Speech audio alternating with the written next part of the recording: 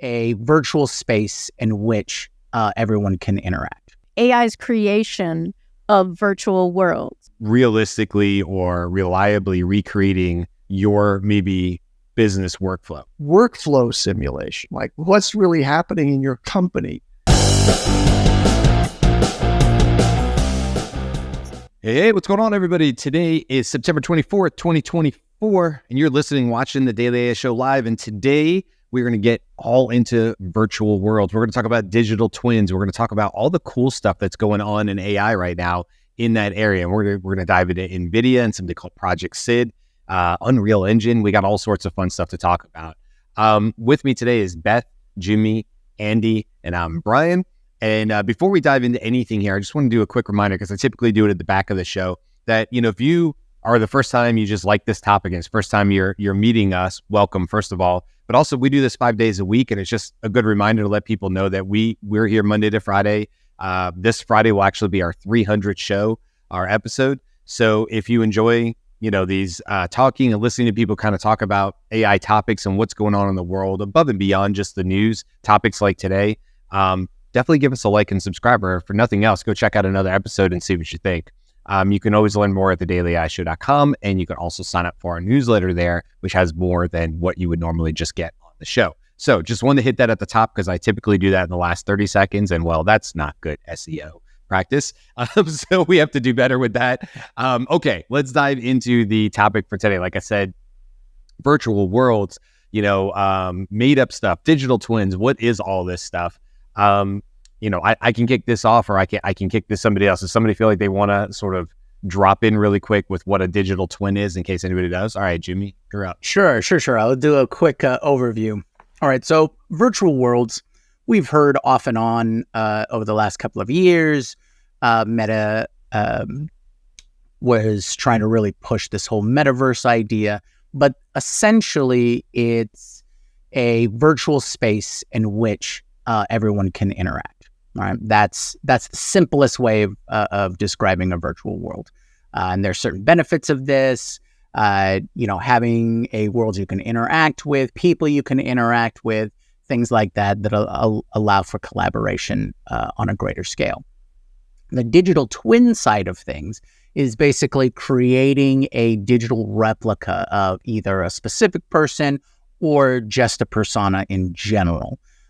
Like we'll be talking about what one company is doing in terms of creating an entire community, and how using those digital versions of people and how they interact, what their social context is, and what kind of collaboration or cooperation they can achieve through this virtual environment. It's a great test bed for these, in this context, AI models or AI personas to interact with each other. So I think that's the basic overview. Now, you might have heard of specific companies like Altera AI, Project SID. Everyone's familiar with virtual or spatial computing devices like Apple Vision Pro. The Meta glasses is a tangential form of this, but basically a lot of different devices and platforms in which you can interact with each other in a virtual space. Yeah, perfect. Oh, and by the way, I should say too, right, Jyunmi, like the digital twins aren't new. This isn't something that showed up with Gen AI. In fact, one of the ones we can throw on the stage really quick here is UnrealEngine. And we have all seen UnrealEngine. We may think we've only seen it because it was developed and built and owned by Epic Games. You might think like, well, the latest Madden uses UnrealEngine.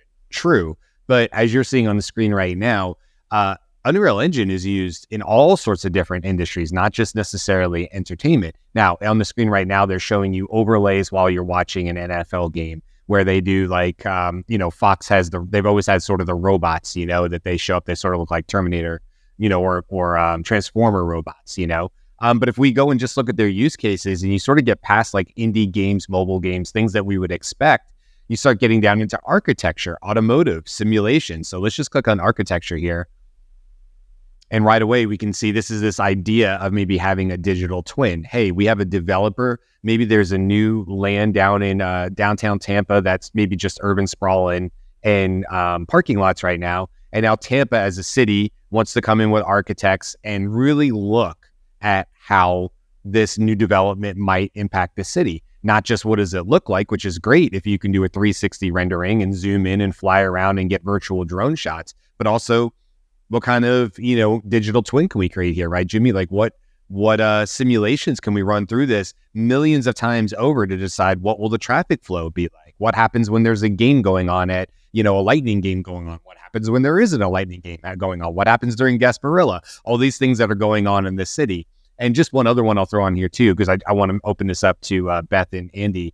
They talk about automotive and transportation. Right now, if you're looking at the screen, you're seeing something that looks like most car ads we've seen. And we're probably thinking like, oh, there's a bit of digital in there. What you might not know is maybe possibly 90%, 80% of that commercial you're watching is not real. It was done with, UnrealEngine or other tools like that. So just a lot of cool, interesting use cases. We'll get into the other stuff too. But I wanted to bring up UnrealEngine because they've been around since the late 90s. They've been used. I mean, Epic Games did, I think, 98 UnrealEngine came on the scene. So certainly nothing necessarily new, but the reason we're talking about it is what AI can bring to these technologies that have been around for a little bit. So with that, let me kick it over to Andy. I don't know, do you want to kind of add into this or what your take is on it?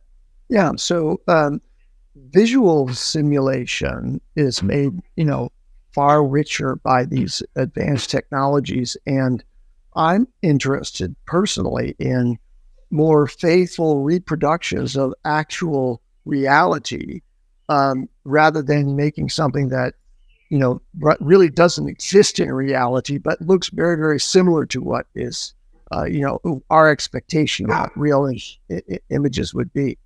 So as an example, I like the sort of the infrastructure idea of highways and simulation of an actual city.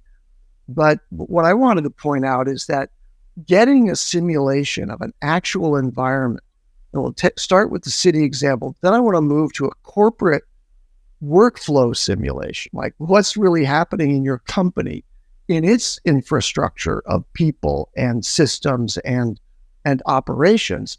But taking the highway example, the level of effort that's required to actually build a faithful reproduction, every single element of a city, all of its highways, all of its buildings, that's a big lift. And so, AI can generate or fascinate some very interesting visuals, and it can actually create a completely new situation, as we'll discuss when we talk about, the simulation that's being run by all the thousands of agents in the Minecraft world, which is a virtual world in which now AI agents are actually creating their own environments.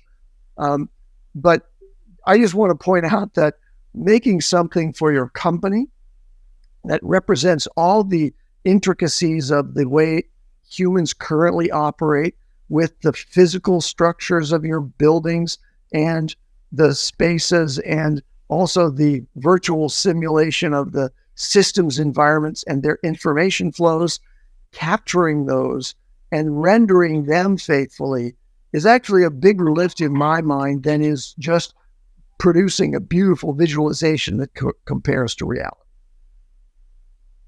Yeah, and I think that the part of that too is with AI, this doesn't all have to be pre-rendered. Now, that's not necessarily just because of AI, but one thing you definitely see, if you've ever seen like the making of the Star Wars show, that's The Mandalorian. And the behind the scenes are very, very fascinating because they talk about the volume. The volume, we've now seen these built in other places, but it's like 270 degrees, probably 30 feet tall. The roof is also LED LCD displays or whatever. But the reason I bring it up is not only is that really, really impressive what they're able to recreate, because they're not digitally bringing back in green screen and saying, well, there should be a shine on the Mandalorian's helmet. No, their actual sun is above and to the right of him. So of course there's there's nothing post-processing to do it. But with Unreal Engine and other technology, it's very interesting that where the camera is focused. What is that called? Parallax? Parallax. Parallax. I almost said Parallax, yeah. but the effect of making it look right. And if you were to brought it step backwards, you notice that other things are not necessarily in focus or what the camera should necessarily see. But that's happening real time. I mean, albeit with very, very powerful computers. But my point to all that, Andy, was to say, we don't have to render the entire environment all first. We don't have to make sure the entire digital city exists or digital twin exists of Tampa Bay.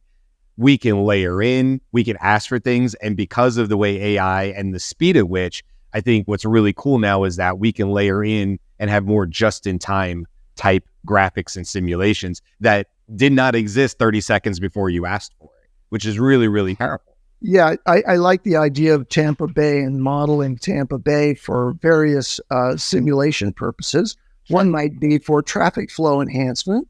And so you don't have to start with the full 3D model. You Right. start with a 2D representation of the highways and their intersections, because at least for the moment, most of our vehicles are contained to the 2D space, right? We don't get to fly up over the, Right. the intersection. You have to meet everybody on that 2D plane. Yeah, and I'll just say real quick on that so we can move on. Like, a very real situation of this, Andy, right now is that just south of me in the Gulf and below the Gulf of Mexico is a hurricane forming, and their schools will be closed. My wife's office for the state of Florida just closed. She has shelter duty coming up, and this is Thursday, and it's not even a hurricane today. You have all those models, all those digital twins, all that data flowing in, trying to decide where will this, the spaghetti models as we know them, where will this hurricane land? And they're worried about storm surge, right? So it's not even that will it hit Tampa. At the moment, it looks like it'll go north towards the Big Bend of Florida or the Panhandle. However, storm surge is a huge issue. And depending on where those waves are, it can actually cause 10, 12, 14 feet of damage, 10, a mile into land or whatever. And that becomes the bigger issue. So anyway, not to say, oh, there's some, amazing digital twin, but probably because, it's weather patterns and global warming and all the things we're dealing with. These are things that are being modeled, and, these spaghetti models are trying to get more and more and more accurate. So they're not showing, all crazy stuff, where one of them says it's going to Tampa, but the other 40 of them say, no, it's the Panhandle. So just wanted to bring that up because that's quite literally happening in my life this week. It's like, where's the hurricane going to go? Do we need to adjust, All right, Beth, you haven't had a chance to chime in here. What's your take on this? Is there, do you want to talk about one of the other projects or? So I think it's important to understand the context in which this is happening in business and in the real world. Basically, what we're talking about today is AI's creation of virtual worlds. But AI's ability to create virtual worlds then starts to add the real world, its own real world simulation, right? So the more it is able to create realistic worlds, the more it is able to understand the world in which we live and understand how it functions, right? So essentially we're like moving both, like it's one step forward, the other step comes a little bit more forward. And this is one of the things that is a barrier to something like AGI, right? This Jan LeCun famously says, AGI isn't around the corner because artificial intelligence isn't as smart as your cat yet or your dog, right? Like it does not have a sense of the world in which it's engaging. And robots are embodied AI, right? So all of this is sort of coming, it's like a dance moving forward. I love where it's going with the virtual worlds. And I also love right now, Andy's point notwithstanding, that it is, that we're being as imaginative as we want also. So creating virtual worlds in which the current physics laws don't count, right? Creating virtual worlds that are a different planet, or people have magic at their hands and can like make something poof or zip or now I'm just going to talk in sound effects. That I think is also really helpful because breaking the rules tells you as much about the rules as following them. So that's really my take. I also think that let's get into one of the projects. Yeah, I can certainly pull up Project SID. And I think what might be good for this one is let me get it situated here. Every time, Brian. There we go. The remove button on StreamYard. It's exactly where you think it is to add it to the screen. Hopefully in a week or two, this will no longer be an issue as we move away from StreamYard potentially. We'll talk more about that by the end of this show too. So Project SID, exploring the first AI-driven virtual world with autonomous agents. So this is from Champion EdTech, which honestly, I think they just repurposed the video, but it's the first one I have up here. So I'm going to just show a little bit of this one, and let's get the volume up so you guys can hear it. We'll watch just a little bit of this so people can get an idea of what Project SID is, and then we'll talk about the company. It's a Minecraft server, but every player here is actually an autonomous AI agent. And they're completely Minecraft agnostic, capable of using other apps and games. Our agents started with nothing and then worked together to collect over 300 items in Minecraft. They set up a market where agents agreed to use gems as a common currency for trading supplies, building an economy. In this case, you might think the merchants would trade the most, but it was actually the priest. Why? He was bribing townsfolk to convert. We run these worlds every day, and they're always different.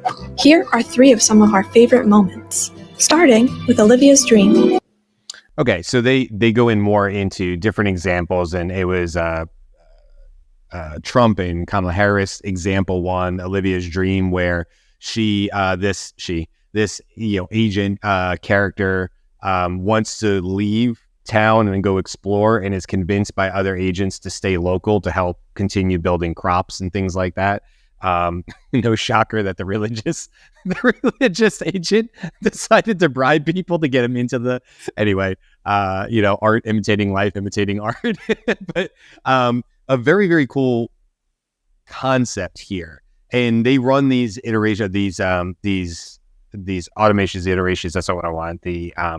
They run these scenarios all the time. And you can actually go to the website if you go to Altera, and that's ALTERA.ai. And you actually look, you can actually see here where it says like, try it now. And if you do that, it brings up this other tab. And then you have all these characters that, you would see from like the Hunger Games or T2000, Orochi. And then there's these other characters that have been built by, users. And then I don't quite get it. You guys may know better than me. These characters are created, and yes, I can go in here if I have like the Discord and I download something. There's some other things that are necessary for me to run this, which I didn't go through all those process. But I get the impression that because you're not playing a character, the whole point of this is for it to be autonomous, right? So I don't know. Do you guys have a better viewpoint on this? Because I think what it is like you're watching this Elon character or the enemy character or the Jimmy character move through these scenarios. Yeah, Jimmy, you're kind of saying yes to that. Do I have that right? Yeah. That's basically it. Each of these characters are autonomous characters, and you're just following them around on their day-to-day and see how they react. Got it. Okay. So that makes sense. Okay. So you can even see up here at the top, because I didn't upgrade, I didn't buy anything. It says 30 minutes remaining. I'm assuming that probably just means that I can watch for 30 minutes without having to pay something. I don't know if that resets every day or whatever. But if you're interested in it, it's a very cool use case. And when they came out with this about a week ago, they said, the Minecraft world is really just the place we started. It seemed like the easiest place to start, but they intend to be in Roblox. And I think pretty quickly they'll probably move, if they haven't already, beyond necessarily games. So like back to what you were saying, Beth, about, okay, so what? They can do this, and they've got a T2000 in there. And how does that help me with my business today? Like what is a T2000 running around autonomously in this virtual world of Minecraft going to do with my business? I think it really comes back to this idea of realistically or reliably recreating your maybe business workflow. Now, that could be very tangible things. Like we just saw all these stories of companies saying they're sending people back to the office, right? That they've tried the whole, work from home. For some companies like Starbucks and Amazon, they're saying it doesn't work. We need you back in the office 5 days a week. I think Amazon was the one that was saying like, we are full system go. We expect to be on the cutting edge, and the only way we can be on cutting edge is if you're together. And with that story came like how they're going to do rotating desks and stuff. Okay, that's a very large company with multiple different locations, and they have to organize the best workflows and streams of working for desks and people now coming back into the office. You could imagine how a digital twin in that scenario work. But okay, that's even like a larger company like Amazon with lots of money to spend. Perhaps it's worth it for them to create that reliable digital world. But if you just even extract back and you look into whether it's sales or marketing or whatever, I definitely see a future here where you can create, you have 5 people on your team. Maybe one of them is actually an AI agent if it's a little bit farther into the future, right? So you have AI agents that are also helping with it. And you'll be able to run simulations of how this team interacts. What happens if Brian has tasks A, B, C, and D as part of his job title, and Beth has A, B, C, and D. But hold on a second. I don't want to upend everybody. Change is hard. Nobody likes it. Humans don't like it. But that doesn't mean I can't go in a simulation and change whether 2 of my tasks are given to Beth. Now, if I just try that as a manager and I'm like, Beth, listen, it's for the good of the company. And I know it looks like Brian now only has to do 1 thing and you have 7 when you had 4, and you just got 3 of those. But we need you to do this, Beth. We think it's the Beth. And Beth is going to be like, it's right. always for the good of the company, right? Right? Beth is always asked. Yes, right. Do the sacrifice for the good of the company. If we can run simulations of this, then we don't necessarily have to bring the old humans into it so early. We can have a reasonable understanding that maybe doing this makes for better efficiency for the company, whatever, and then decisions can be made. Now, I'm hypothetically speaking, I'm thinking into the future a little bit here, but that's really where I see this is I think all companies are going to have the ability to create these digital twins, not on these broad, large scales of like some Duke Power Energy company or, that needs to have a whole digital twin of their entire infrastructure and all that, or where all the pipes are and the natural gas and stuff. But smaller companies who are just trying to figure out a different way that they might do it, but they don't want to spend the man hours and the time to invest, to reorganize and do it all only to find out 30 days later it was a horrible idea and we have to backtrack and go the other way, So it's an interesting point that you bring up because I think I can see companies doing that, but I think humans add, when you put a human in the mix, as you should when humans are in the mix, it adds a factor that is less predictable. So I can see companies, the Amazon example is kind of interesting because they're famous. They're famously, their warehouses are famously organized down to the iota. If you're bringing actual people back into the office and you're thinking that you're going to be able to rotate them in and out, like you rotate the things that are on the shelves, that I have my doubts that system is going to work as fluidly as the system that is automated around boxes, even different shaped kind of things. But one of the things that you learn in improv is that what you really need to do when humans are involved are come in with what we call a big, bold idea, or you come in with something that's true about you.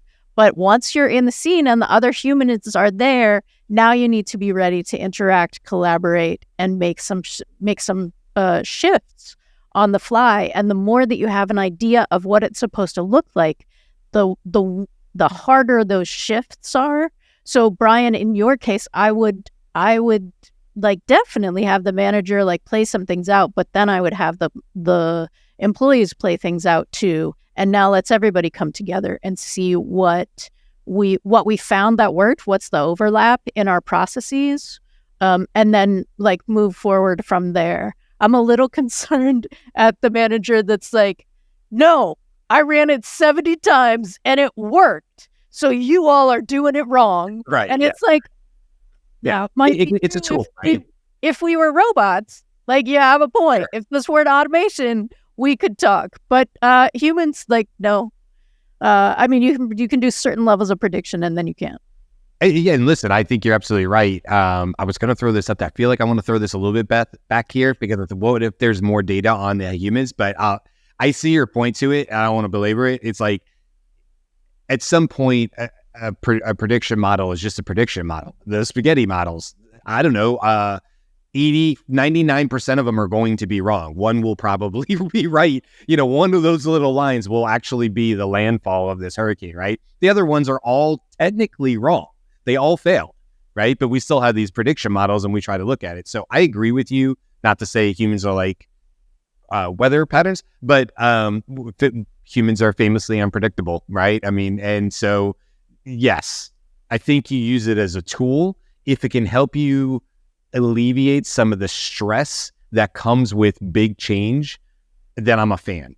Because what you're really saying is, we don't know, but we've at least run this through 70 iterations, and this is our best guess at what might happen. And it also might fail in 30 days, or it might blow up in 7. Like, we may know really quick that this is new Coke and there's just no way, that this is the right solution, My pushback a little bit was going to be like, yes, but in the future, there's going to be a lot more data on all the workers. So it's going to know in the data and the prediction models, I would assume, we could talk about ethics and all these things, but if you work for a company, you work on their computer, there's a good chance that they know what your patterns are of working in Slack and these tools and stuff. I famously do not love putting stuff into project management tools like Asana. It's like the bane of my existence, but it's necessary. But you kind of have to, if you work with me, you have to be like, Asana. It's got to go with Asana. And I hate it, right? It's not my thing. But maybe the data knows that about me and factors that in to the prediction models. And that's maybe getting a little too sci-fi, maybe. But I do see that coming. There's going to be more data on every single worker and how we go about getting jobs done. I think that would be able to be in there. Will it still blow up? I don't know. But that's what I see coming. I can see that. I also think this is ironic for me to say, but there is an aspect of where you're doing too much prediction and not enough actually talking to the humans that you are engaging and who are working for you. Because we, in general, we may not be great at knowing what will work for us, but we're pretty good at resenting someone else coming in and saying, I've studied you and this should work for you, right? Like we have our own biases. So I think there's like a both and, right? These are giving us more information about the tendencies that individual people have, and also talk to your people, right? Like this is like Jen is calling me out in the comments saying that I failed improv 101 here, which is to say I didn't say yes and, but I said yeah and not yes but. And then Jen also said, Jyunmi Space said never too sci-fi, which is true. And then Justin jumping in on it, I was waiting for the yes and. So I apologize for not doing a yes and, but doing a yes but there. But that's because I had a small pushback on that, maybe a tiny one. So anyway, let's bring more people into it. We've talked about Project SID a little bit. We certainly talked more about that. We talked about UnrealEngine a little bit. One company we haven't talked about is Nvidia. Anybody want to kind of bring that into the fold and what they're doing? Or, we can talk about other stuff. What do you guys want to talk about? I can mention NVIDIA's work, which is focused more on enterprise simulation. Their Luminar-T collaboration is, I think, an example of wanting to simulate what workflow processes are, or, more in order to shrink the number of dimensions that you have to model, starting with something like, a factory and its process, right? So all of the mechanisms and all of the, steps that are involved in manufacturing, those are the good starting points. And NVIDIA is focused on that. I don't know much in detail about what they're doing, but I think that's interesting. It's the area that I think is going to first emerge. I think that I'm a skeptic about simulating humans in the loop. That's just too multidimensional, because, it'd be one thing to say, okay, here's a human widget. The human monkey fingers do this in this process. Figuring out whether that's Beth or Jyunmi that's in that particular position in this shift, that's going way, way too far, I think. And so that's out in the future. You're right, Brian. Maybe there's an advanced AI that can comprehend what all of the idiosyncrasies are of all the individual humans who are in a workplace. But I don't think that that's a realistic near-term objective for simulation as a way of evaluating changes to processes. So I'm excited about NVIDIA's collaborations because eventually those will turn into what I think is a promise of AI in connection with doing these virtual world simulations of a corporate business workflow, and then also managing the revision of the systems, the coded systems, the software that actually supports those systems. So one of the things that we have right now is we have this sort of Frankenstein assembly of all of these different SaaS services, one for finance, one for marketing, one for sales, and all of these are working together. But we're reaching the point now where AI can write code to perform any one of these processes on a local basis without resorting to using a preformed SaaS service like Salesforce.com or whatever. You can actually write code that will run that part of your process. But before you attempt to disentangle all of those pieces of that Frankenstein monster that we've created, and then replace it with a unified, comprehensive, AI-conceived, software, sort of Valhalla. We've got this beautiful vision of a future where all of the software and all the humans work together seamlessly in the unique, particular custom situation that your company lives in. In order to get there, we need to have the ability for an AI to first understand how the current system works, and putting an AI in place to monitor all those steps first and understand what the timing and the interactions of the interactions with all these systems is not too heavy a lift in my view. And then you could ask the AI to conceive of and deliver a software integration that maps together all of those different processes, and then tell it to write the code to run locally, not from the cloud, but to run locally on a massive server that you can afford now because of the increasing capability and reducing cost of compute. So you have an enterprise that's now running on a local server. Going back in history, that's the way it always was done before the world of cloud. And it's all been designed by AI, and that software project can actually be done to improve and enhance the efficiencies of all of those systems and how they work. Because right now there is slack in some of those systems, not referring to the software slack, but slack in the concept of critical path. And there's also inefficiencies and real problems that have occurred that really degrade the productivity of the overall systems workflow. So we're rapidly getting to the point where you can redesign your system stack within an enterprise and implement it. But the first step toward that is going to be an AI reduced simulation of all the essential components of your business process and how the system stacks are supporting those business processes before it takes a shot at, okay, let's try this now, writing completely new custom software for your company that basically saves you a lot of money because you're right now paying for all of these very expensive SaaS systems that accumulate to hundreds of thousands of dollars, if not millions of dollars in an enterprise. And now we're going to write software that's AI driven and AI maintained and improved over time.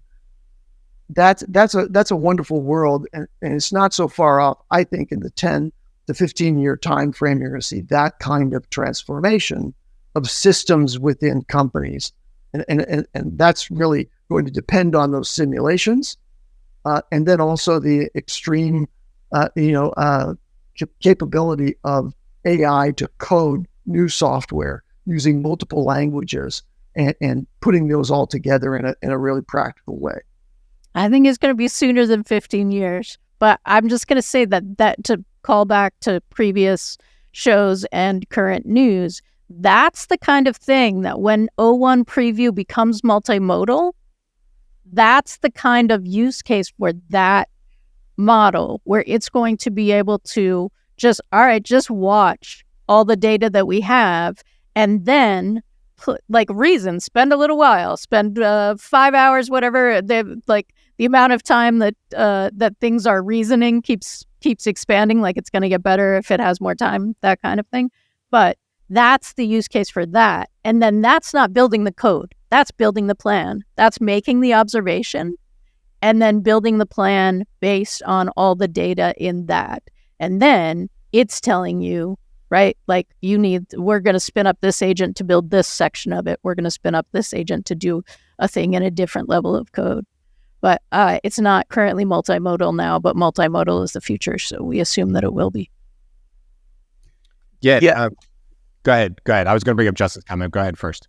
Gotcha. Well, I just wanted to expand on this concept of why these virtual worlds are here in the first place, right? Why are we using it? Why is it easier to use a virtual world to build out these models and test these simulations?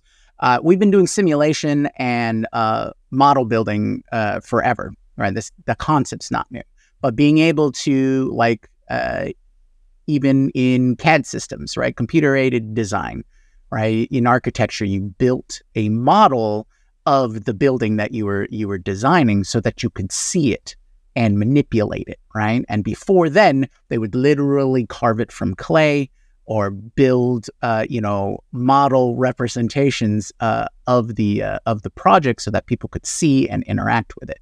So it really comes from a point of how it benefits us to see that representation and being able to manipulate that representation so that we have a better concept of it, because it all comes down to something that Yann LeCun was talking about, is having that 3D awareness, that awareness of the world, right? And this is kind of what large world models are kind of going after, to build out entire environments and things like that so that we can run these simulations. But what's really exciting for me anyways, is we're finally at a point where we can go granularity, right? We can go really, really small because we've been good at really big, or the macro, right? And supercomputers, clusters, everything over the last few decades have been built to accomplish these simulations. Brian's mentioned weather, traffic patterns, things like that.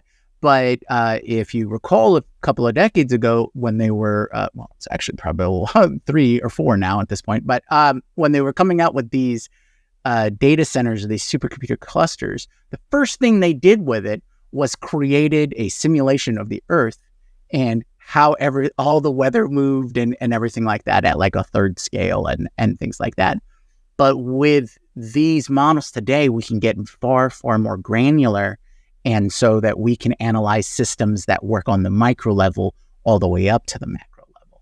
So I guess I'm just trying to highlight the point that what makes spatial computing, what makes virtual worlds, VR, AR, all that really important is so that humans can interact with it, right, on a greater scale and get more from it, because that's how we live. That's how we interpret the universe. This is our place in it. How can we lift it, move it, touch it, and all those kinds of things. So if we're talking about future sight and things like that, if we understand that point of view, then things like AIs being able to program, right, and create applications on demand, and those kinds of aspects allow us. It's all about us getting our no-code version of the world. How can we interact easier for more humans to interact easier? And then, we'll finally see the internet turn into that more virtual space. Sorry, what was Justin's comment?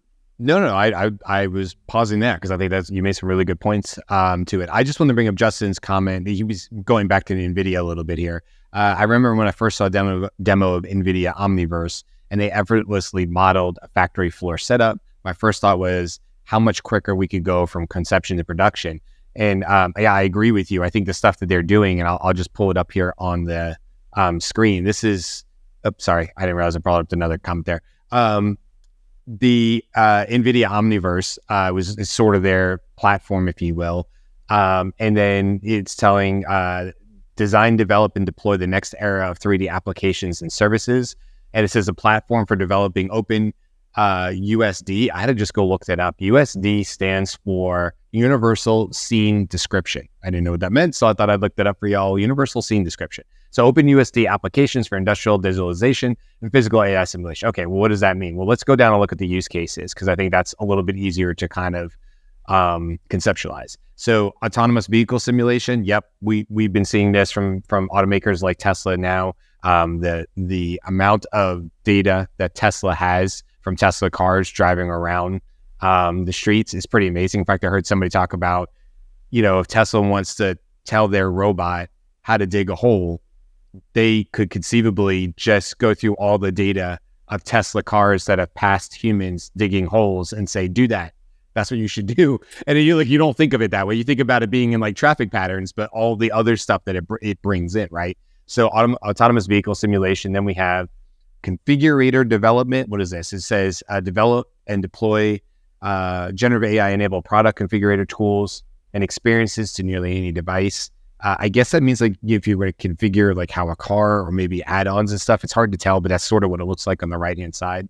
Then you have reinforcement learning. This is, I don't know, Justin, if this is what you're talking about. This is the video. It's not a video, but this, what I remember seeing was, hey, we can use this virtual world, this digital twin, or this modeling to help AI humanoid type robots move through spaces more efficiently. And the reason we could do that is we could actually just send them loose millions of times over in these virtual worlds. And I guess the idea would be, in this case, they're intersecting each other on paths. They're perhaps bumping into each other, but doing so on stairs. How would that robot regain its center of gravity and not fall over or step backwards down the step like a human might do? We don't think about those things, but they're terribly complex. If you backed up on stairs before, going down the stairs backwards, it's like eating and chewing at the same time. So, or eating and walking at the same time, chewing and walking. Anyway, we'll get past that. But there's a reinforcement learning on that one. We have synthetic data generation. So the idea, we hear a lot about synthetic data right now in AI because they're talking about using synthetic data to train new AI language models. Like, hey, do we actually have to have more data from a source like a Reddit? Or can we now have enough data that we can synthesize fake data from Reddit and then turn around and use that data to train models? There's a lot going on with that. And then virtual facility integration. And it says leveraging Omniverse's SDKs and APIs to develop advanced virtual factory solutions and bring data interoperability, physically based visualization, generative AI, and real-time collaboration to your software. Man, that took all my power to read that correctly. Lots of big words in there. But anyway, so there's a little bit about what NVIDIA is doing with their Omniverse. Really super cool. Justin, I agree with you. It's cool to see what they're building, but also like the Project SIDs and also the Unreal Engines. Unreal Engine, if you go there, they have a whole page about education and making it free to students and helping people learn how to get into that field with 3D modeling and things. And, maybe some of that goes away because of AI, but also maybe 15 new jobs show up because of AI in that space. The reality is I think we are going to need a lot of people who understand how to use these tools like Unreal Engine or whatever comes after it. Because there's so many more parts and pieces and places that it can factor in. And eventually, I think, Andy, you were kind of saying this, it starts at the military, right? It typically starts at the large companies and it trickles its way down to every business, the people who have 50 employees or less, and them being able to afford and actually create these solutions. And you were saying like, hey, that might be 10, 15 years away. Maybe it's sooner, but this is eventually coming and it'll be accessible by all main businesses that would need to do this. So anyway, I think it's really cool. Before we start wrapping up or anything, you guys have any thoughts on this topic? Otherwise, we'll leave it there. Oh, everybody says good. Okay. Well, listen, tomorrow we have the news, and there's a lot of cool news this week. I kind of talked about it. We talked about Yann LeCun He was throwing jabs at Elon Musk again. It's one of his favorite punching bags. So we'll talk about that and what he's so upset about with autonomous driving.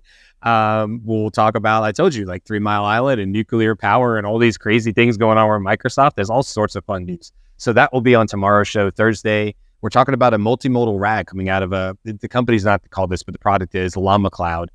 Really, really cool, interesting things. Can it live up to the hype? Is it actually doing what we think it means, which is truly pulling in data from visual graphs and things? We'll talk all about that on Thursday.